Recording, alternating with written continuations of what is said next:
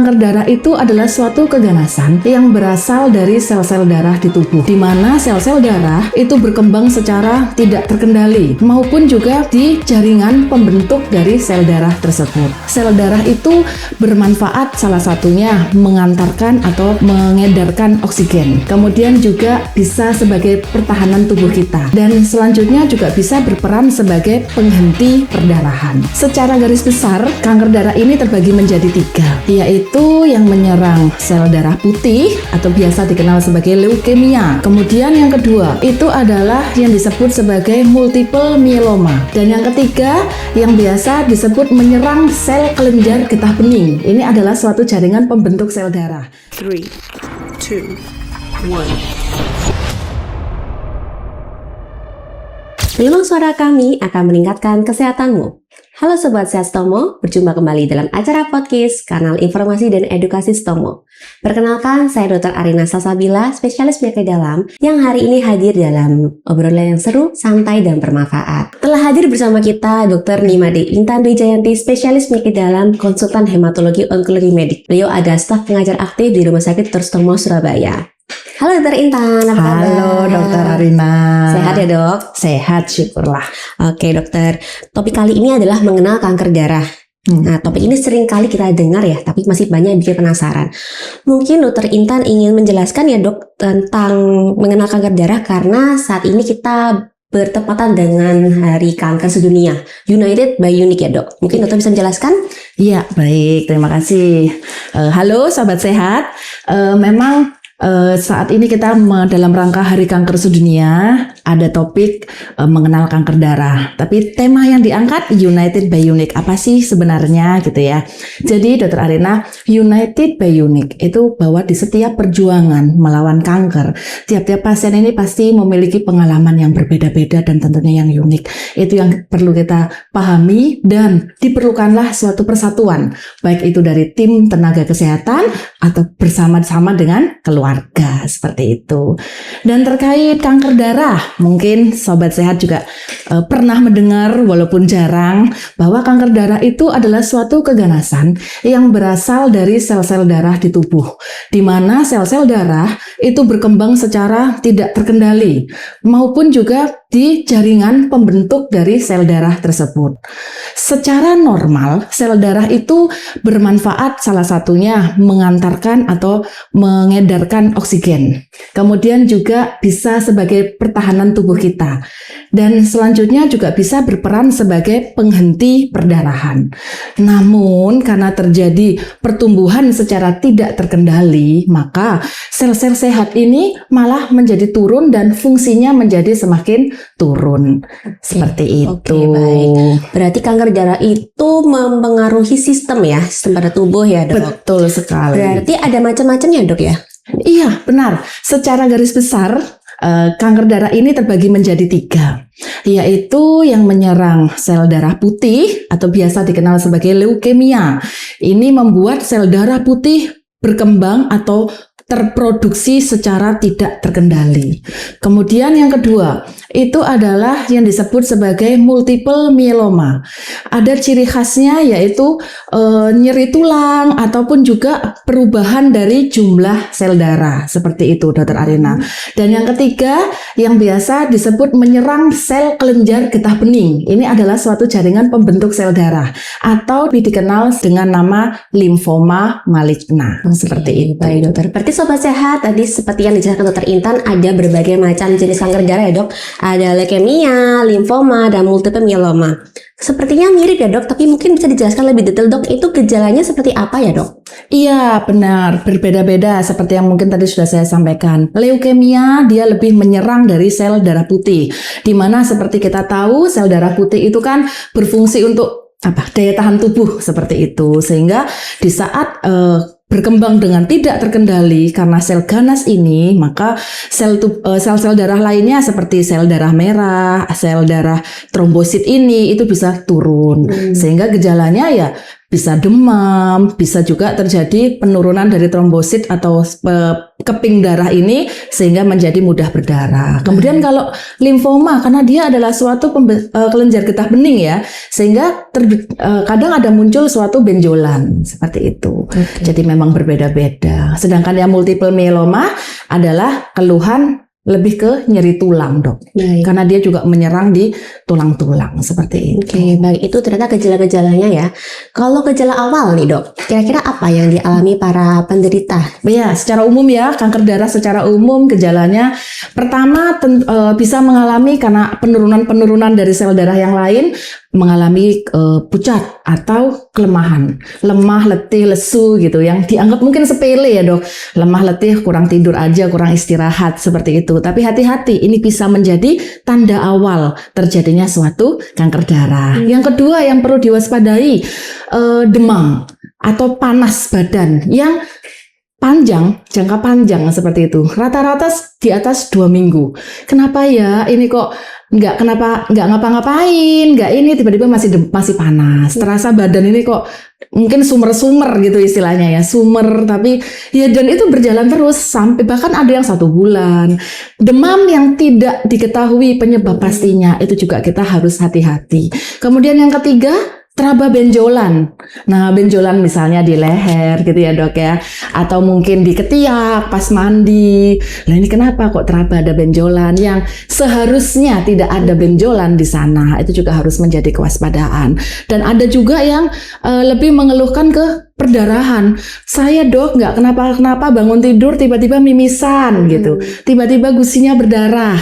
Itu juga menjadi salah satu tanda. Serta yang selanjutnya adalah mungkin kalau perdarahan itu yang kelihatan ya, ekstrim menetes darah, ada juga yang tampaknya hanya seperti bintik-bintik merah di kulit. Nah, itu juga sobat sehat harus menjadi salah satu kewaspadaan. Baik, kalau misal nih belum ada gejala, nah biasanya ketahuan lebih awal nggak dok ya?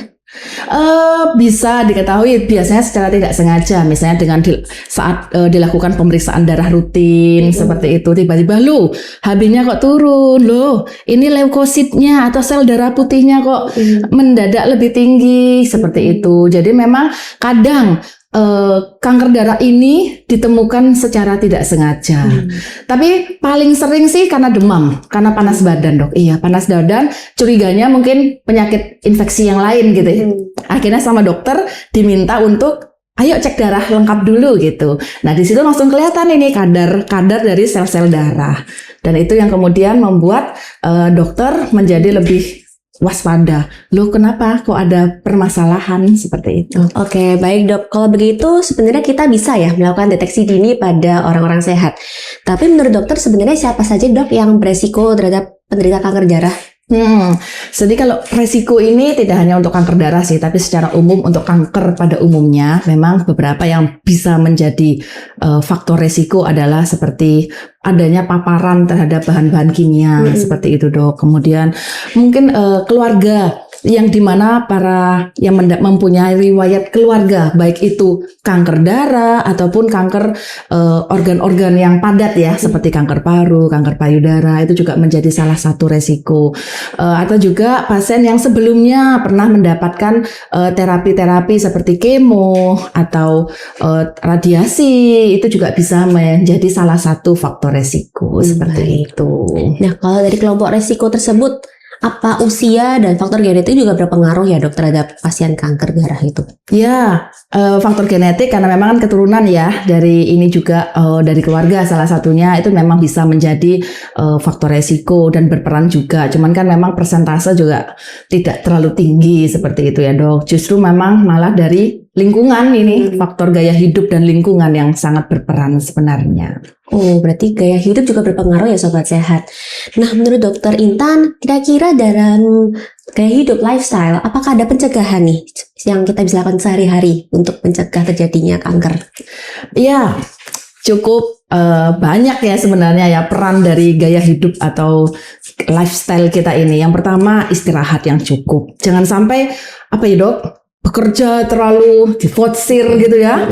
Kemudian tidurnya jadinya entah mungkin bukan bekerja, hanya sebatas bermain game, tetapi tidur sampai di atas jam 12 malam. Itu juga sangat berpengaruh, Dok. banget ya, Dok, Betul. ya. Karena mau tidak mau kan kanker darah ini kan juga lebih ke sistem imun kita ya, sistem daya tahan tubuh. Jadi sangat berpengaruh. Pertama adalah istirahat. Kemudian faktor makanan. Tentu di sekarang ini faktor-faktor makanan itu entah dari apa, penyedap, pengawet, seperti itu juga sangat berperan terhadap resiko kita mengalami suatu kanker darah. Terus olahraga, pentingnya olahraga pasti bisa mencegah terjadinya kanker darah, seperti itu. Baik. Kalau ternyata sudah kena kanker darah, pengobatannya apa saja ya, Dok? Apakah harus kemoterapi atau ada obat lainnya? Ya, untuk saat ini memang terapi kanker darah sangat berkembang.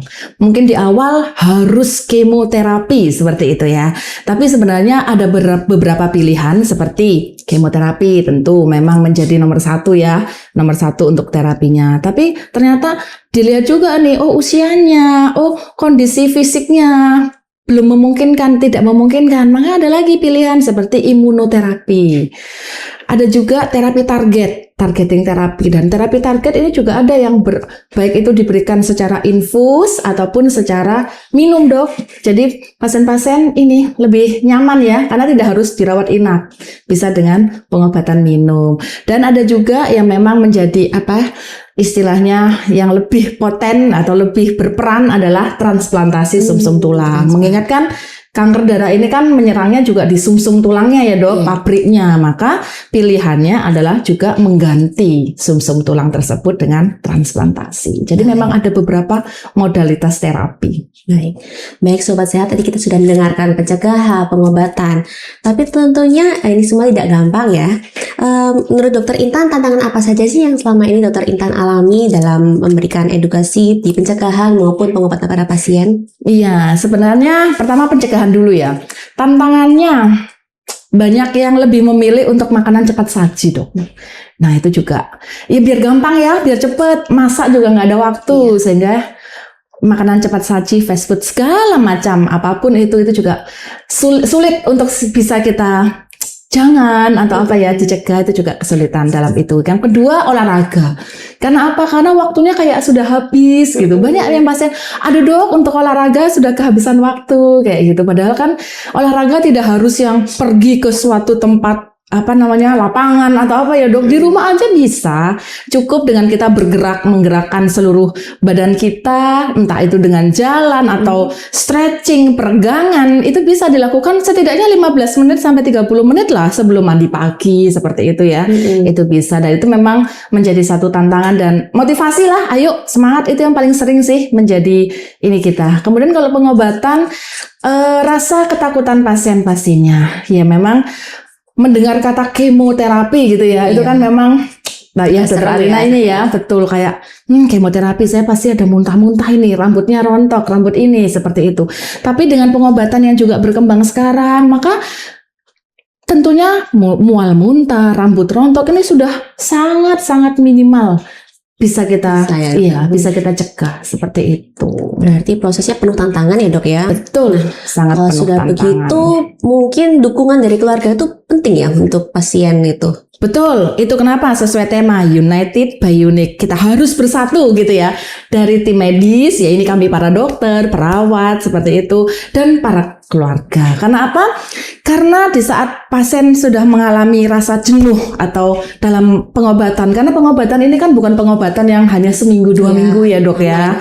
Iya betul, ini berkepanjangan ini, bulan-bulan gitu. Bahkan ada yang sampai dan yang berhasil bertahan sampai tahunan juga ada. Sehingga pengobatan itu jangka panjang gitu. Nah, itu peran keluarga, bagaimana memberikan semangat, support yang tiada hentinya dan tidak boleh terputus lah untuk para pasien. Baik Dokter, kalau begitu tujuan dari pengobatan tuh apa ya, Dok?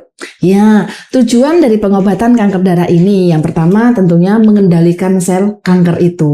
Kemudian yang kedua mengurangi gejala-gejala seperti kalau ini terjadi sedikit-sedikit berdarah, mimisan atau sedikit-sedikit kok muncul lebam-lebam seperti itu. Nah, diharapkan dengan pengobatan atau terapi dengan kanker darah ini bisa berkurang keluhan tersebut dan gejala-gejala tersebut. Yang ketiga, tentunya adalah mencapai remisi, di mana tidak terdeteksi sel ganas atau kanker itu pada darah pasien. Seperti itu, Dok. Oke, baik Dokter Intan. Mungkin ini yang terakhir ya, Dok. Mungkin dokter bisa berbagi pesan singkat untuk Sobat Sehat di momen Hari Kanker Sedunia.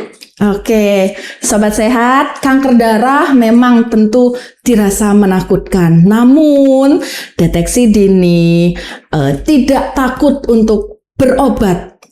Dan yang pasti adalah semangat terus berjuang melawan kanker tentunya akan lebih meningkatkan peluang untuk terus bertahan.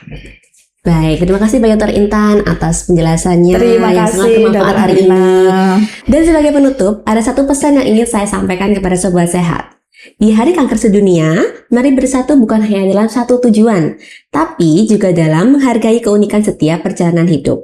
Karena dari keberagaman itulah lahir kekuatan bersama. Saya Dr. Arina Sasabila, spesialis penyakit dalam, pamit undur diri. Bersama Rumah Sakit Dr. Sutomo, masyarakat sehat dan menyehatkan. Selamat Hari Kanker Sedunia. United by Unique.